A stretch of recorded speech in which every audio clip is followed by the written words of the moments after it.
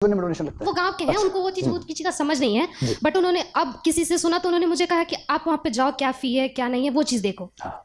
तो मेरे पापा मिडिल क्लास से भी लो क्लास में है, मंथ में उनका मतलब उतना इनकम नहीं है कि वो हम लोग को जितना लाइफ स्टाइल दिए उनसे भी लो है उनका।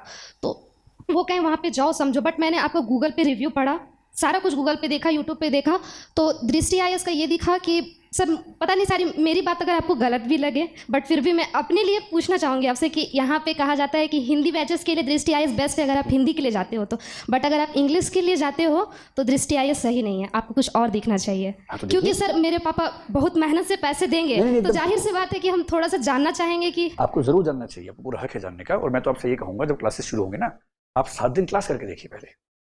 मेरी बात पे भी क्यों जाती है, क्लास करके देखिए। मैं वैसे आपकी बात का जवाब दे देता हूँ क्योंकि आपने सवाल पूछा है।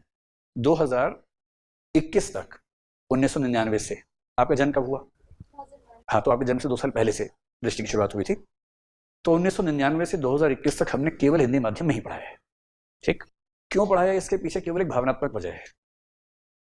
जैसे मैं 10वीं क्लास तक मेरा माध्यम हिंदी रहा स्कूल में, 11वीं 12वीं ग्रेजुएशन मैंने अंग्रेजी माध्यम से किया, फिर मैंने एमए हिंदी की, एमफिल हिंदी की, पीएचडी हिंदी की, वो तो हिंदी में ही होना था।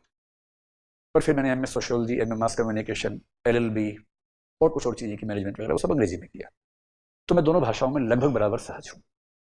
तो जब मेरे सामने सवाल है कि कौन से मीडियम से एग्जाम दूँ, तो मेरे मन में ये था कि मेरी हिंदी 20 है तो इंग्लिश मेरी 17-18 मान लीजिए, क्योंकि हिंदी में बचपन से सोचता हूँ, महसूस करता हूँ, तो हिंदी बोल के मजा आता है। वरना 3-4-5 घंटे मुझे अंग्रेजी में क्लास लेनी हो, बिना हिंदी का एक भी शब्द यूज किए, तो लेता ही हूँ, इससे कोई खास बात थोड़ा है। पर जब चुनने की बात आई तो मैंने चुना कि हिंदी में पढ़ाएगा, मजा आएगा। और एक भाव ये भी था कि हिंदी में सिलेक्शन बहुत कम होते थे, थोड़ा वो भी करके देखते हैं। तो हमने 20 साल, करीब 20 से 21 साल जो भी कहेंगे, केवल हिंदी में पढ़ाया। 2021 में हमने अंग्रेजी में शुरू किया करोल बाग से, बल्कि पहले इलाहाबाद में किया, फिर दिल्ली में करोल बाग में किया। आज के दिन हमारे सारे सेंटर्स पर हिंदी भी इंग्लिश भी दोनों बैच चलते हैं। इस बात का पैमाना क्या हो सकता है मुझे नहीं पता, लेकिन मैं तो यही कहूँगा कि आप 7 दिन क्लास करके देखिए, और अगर आपको हमारे अंग्रेजी के अध्यापक इतना भी कम लगे हिंदी वालों से, तो मैं जिम्मेदार हूँ उसके लिए, है ना। तो आप निश्चिंत होकर, और मुझे नहीं लगता कि दिल्ली में फिर भी 2-3 बड़े इंस्टीट्यूट हैं इंग्लिश में जिनमें थोड़ा कंपटीशन रहता है।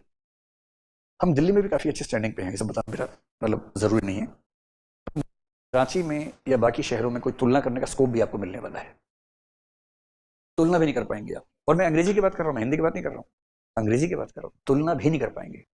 आप में से जिसको भी दुविधा हो, मेरा एक निवेदन मान लीजिए, जो यहाँ पर इंस्टीट्यूट्स हैं, आप सब में जाके बोलिए कि 7 दिन फ्री क्लास करना चाहते हैं, दृष्टि में मैं गारंटी दे रहा हूँ आपको क्लास में लेके आपको।